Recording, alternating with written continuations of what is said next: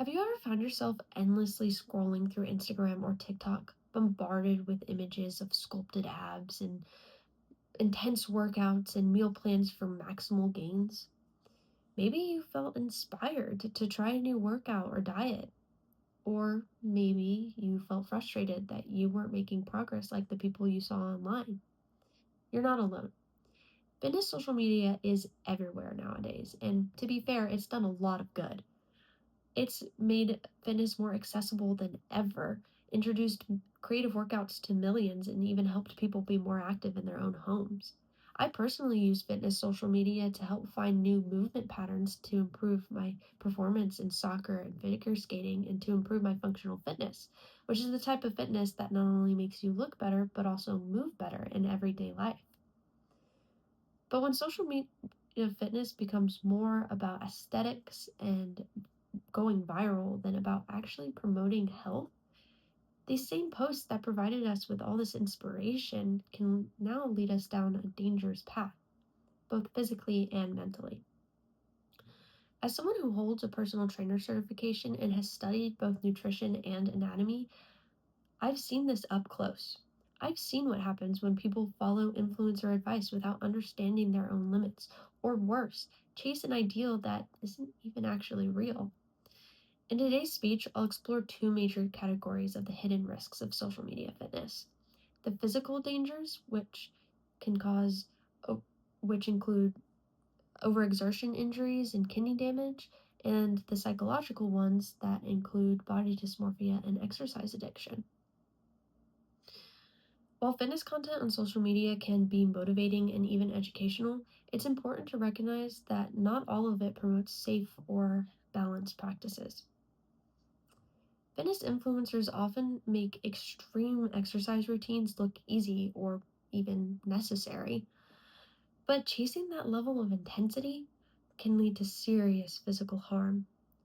Let's say someone scrolls past a viral challenge 30 days to get shredded, no rest days, 2 gallons of water every day, and pounds of chicken breast. No prep, no plan, just beast mode.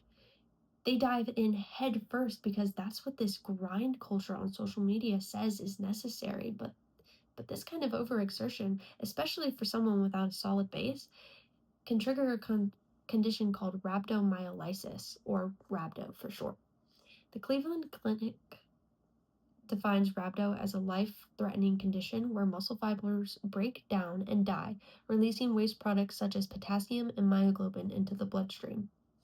Your kidneys are responsible for removing these waste products, but they can only remove so much at once. Your This toxic buildup of waste materials can cause irreversible damage to your kidneys and even cause kidney failure. In addition, the excess potassium in your bloodstream can cause heart rhythm irregularities and even cause you to go into cardiac arrest. So that phrase that likes to be thrown around the fitness community, no pain, no gain, can literally be fatal if you take it too seriously. But rhabdo isn't the only concern. Even without such extreme breakdown, overexercise dramatically increases your risk of common injuries such as pulled muscles, sprains, joint inflammation, and even stress fractures. These injuries don't just cause pain, they cause inconsistency. And if you've ever tried to start a new habit and missed a couple of days, you probably know that that inconsistency can feel like failure. Imagine someone excited to start their fitness journey. They find a trendy online program and go all in. A week later, they've pulled a muscle or developed nagging knee pain, and suddenly they can't move the way they want to. And instead of blaming the unrealistic program, they blame themselves. This creates a frustrating loop. Start strong, get injured, fall off, feel discouraged, repeat. The result? Fitness feels unattainable. Like it's only for people who don't get hurt or can go 6 days without rest in the gym. But the truth is, consistency comes from sustainable progress, not from overtraining. And overtraining is exactly what many influencers promote, often unintentionally, by posting their hardest workouts and ignoring rest days because, well, rest content doesn't get clicks. But let's talk about something else influencers love to talk about: protein. Protein is absolutely essential for muscle repair and overall health. But thanks to social media, there's been a massive push towards high protein everything: powders, shakes, bars, and even entire meal plans dedicated just to eating chicken breasts. Like, don't get me wrong, chicken is a great source of protein, but you can only eat so much of it before you get sick. Like, sick of it, not sick. And hey, you may be asking, Emily, what's wrong with eating lots of protein? It's used all throughout your body, and I want to build more muscle. Well, in an article by researcher Ionis Delamaris, it explains that excess, keyword, excess protein doesn't magically get turned into extra muscle. Your body can only use what it needs for normal function and repair. The rest, your kidneys are responsible for getting rid of it. Too much protein means more metabolic waste, which increases the burden on your kidneys and can accelerate their decline. Also, side note, supplements are a highly unregulated market. So that super awesome protein powder your favorite influencer has a sponsorship for, it might be filled with protein, or it might be filled with a bunch of crap that isn't going to do anything. Blindly copying someone's supplement routine just because they're ripped is like taking a medication without knowing the proper dosage, or what the purpose of the medication even is. So please, if you're thinking of trying out a new supplement, do more research. Better yet, talk to a medical professional. Your kidneys and your bank account will thank you. Now that we looked at the physical risks, like the potential for serious conditions such as rhabdo or the strain of oversupplementation, it's important to recognize that the impact doesn't stop at the body. In fact, some of the most damaging effects of fitness social media happen beneath the surface. Let's now turn to the psychological consequences, where constant exposure to idealized bodies and performance expectations can distort our self image and lead to unhealthy behaviors. You've probably heard the term fitspiration. It's content that's meant to motivate people towards healthier lifestyles. But in reality, much of this content focuses less on genuine health and more on appearance. As of today, August 4th, 2025, the hashtags Fitspo and Fitspiration have nearly 100 million posts on Instagram alone. That's 100 million snapshots of six packs, booty angles, green smoothies, and what I eat in a day videos. While the intent might be motivation, the result is often harmful.